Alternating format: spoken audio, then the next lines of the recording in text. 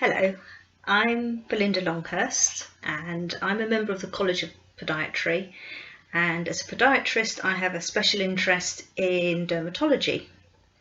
I'm also a trustee for the registered charity Forgotten Feet, where our volunteers provide free foot care to the homeless and socially isolated.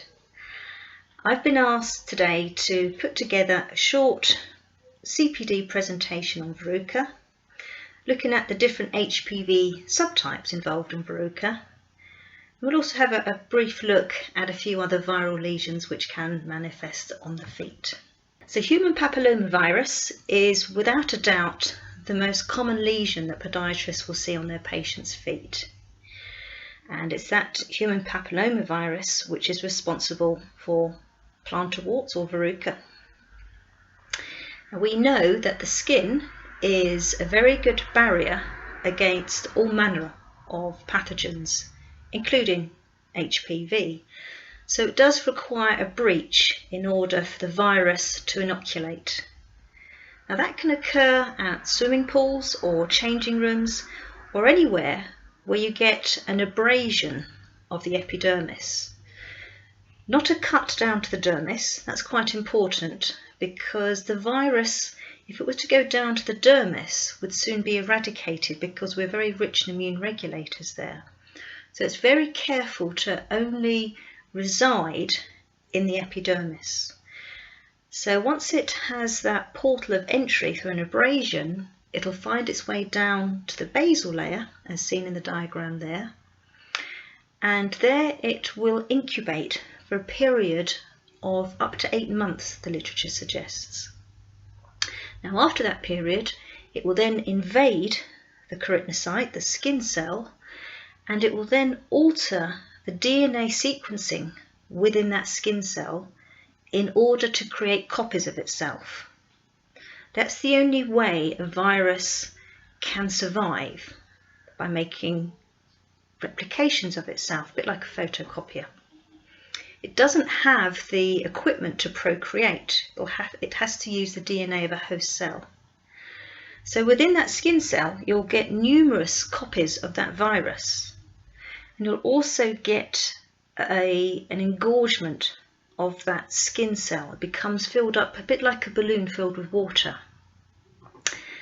The process itself also triggers a proliferation of keratinocytes.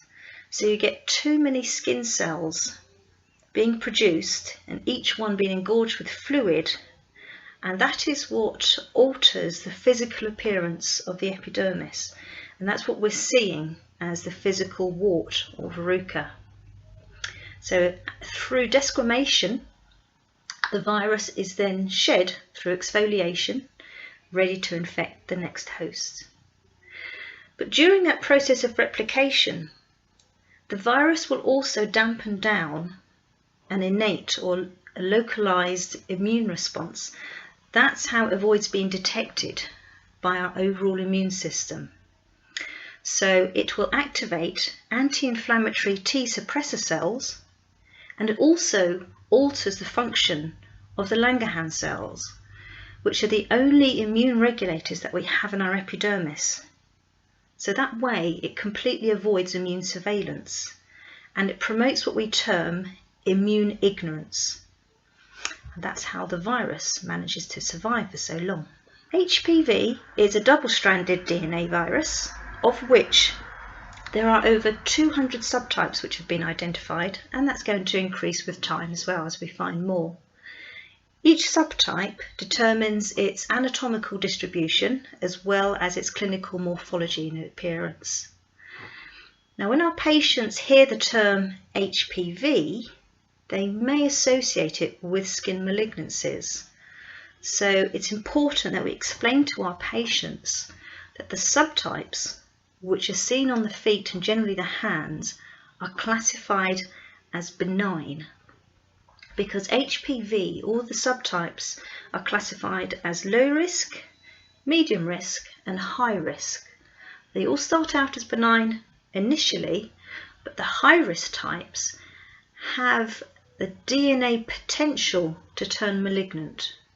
Now those are the subtypes 16 and 18 and a few others which have a predilection for genital warts and laryngeal warts as well, for which there is obviously a vaccine available now. The ones which manifest on the feet are classified as low risk or benign. So that's what we should be doing, reassuring our patients on the benign and harmless nature of the verruca. And the subtypes which generally manifest on the feet and the hands are the subtypes 1, 2, 4, 27 and 57. And we'll take a closer look at the clinical manifestations of each subtype.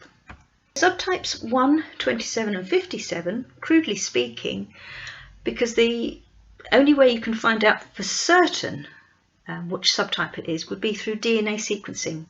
But that's not necessary, because any further investigation should really be done to inform your treatment plan. But as we just said, we know that the verruca are benign, so there's really no need for that. But we do know that the different subtypes do manifest differently.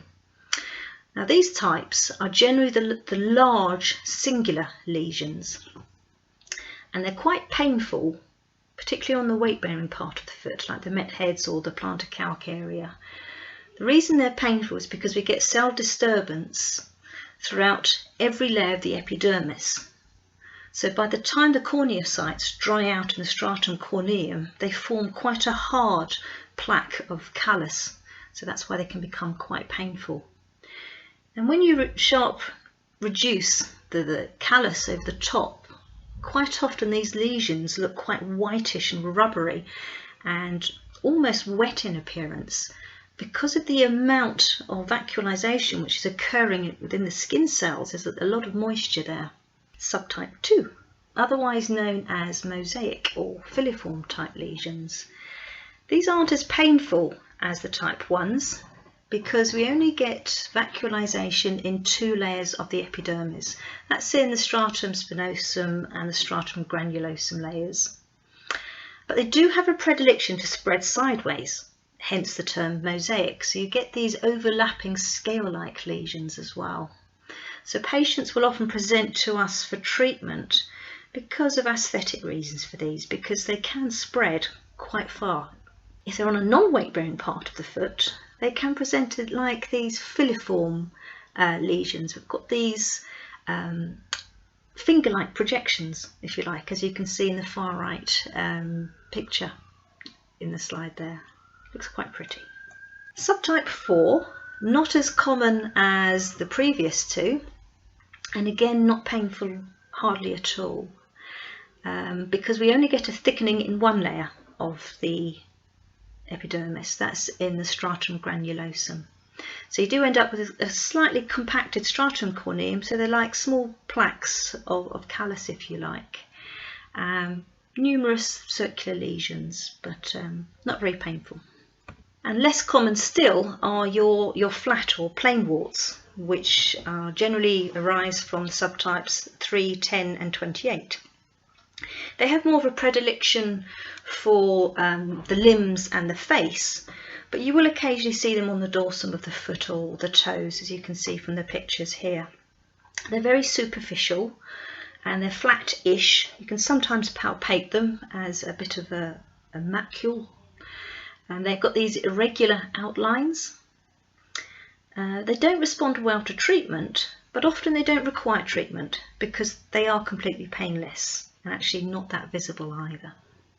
The black dots in verruca, which is what we used to assume was part of the diagnosis of being a verruca. They are not the blood supply to the verruca, as it has been said previously. They are not thrombose capillaries. So Neal's Disorders of the Foot, the latest version, where it talks about the microthrombotic particles within a verruca, has now been superseded by research. A paper came out in 2018 by Freyd et al., where they looked at warts and under histology and in a microscope, as you can see from the picture here, there were no blood vessels. What they found were intracorneal hemorrhages rather than microthrombi. and there's no blood vessels there, which kind of makes sense because we know that the epidermis is avascular. So how could a blood vessel be involved in a lesion which we know is confined within the epidermis? It doesn't go any deeper than that. So what they've discovered is when there is pressure put on the papillary dermis, so remember the dermis is made up of two parts. We've got the reticular dermis, and which is made up of collagen and elastin, so that's the supportive part of it. And on top of that we've got the papillary dermis with the finger-like projections, which go into the epidermis but are not actually part of it. But with pressure from the epidermis, from having a hardened lesion like a verruca, that can create secondary trauma to the papillary dermis, and then the dermis will bleed into the epidermis, and that's what the black dots are. It's tiny little hemorrhages. Ivan puts it very well on his blog, Foot Expert. He said that while in the stratum corneum, this blood is essentially trapped off and walled from the phagocytic cells that would normally degrade it, normally break it down. So it results in this delayed transit through the epidermis. That's what those black dots are, which is why when you're paring them away, sometimes they'll just come away and nothing happens, and other times when you're paring it will bleed because the hemorrhage is still occurring. So yeah, that's the latest on the black dots. So what other lesions do we sometimes find on the feet which are associated with viral infections? We will occasionally see patients that manifest herpes simplex. Usually the initial infection will manifest somewhere else on the body, generally around the mouth. As we know, it's quite common with cold sores. And thereafter the virus will reside in a latent state in the spinal dorsal root nerve, and it'll be in the nerve which supplies sensation to the skin.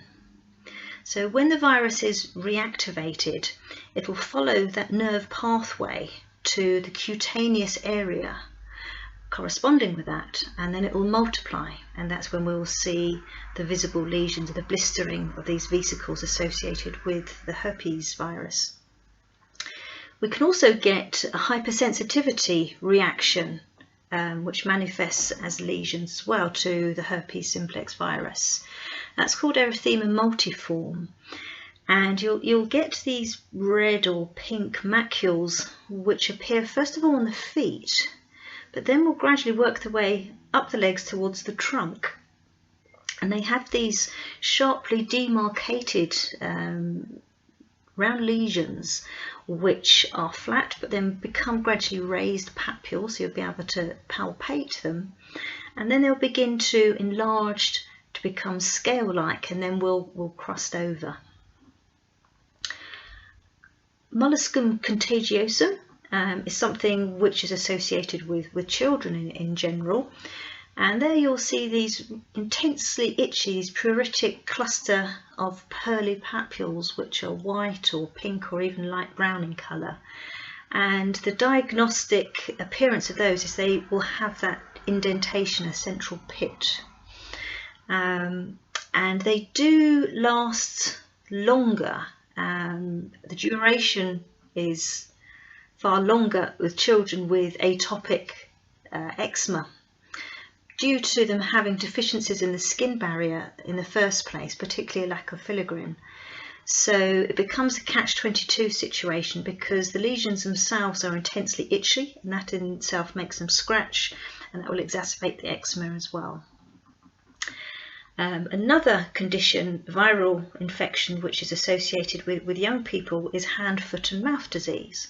And as you would expect, you would get these lesions which manifest on the hands and the feet, and in the mouth as well you get these ulcerative lesions.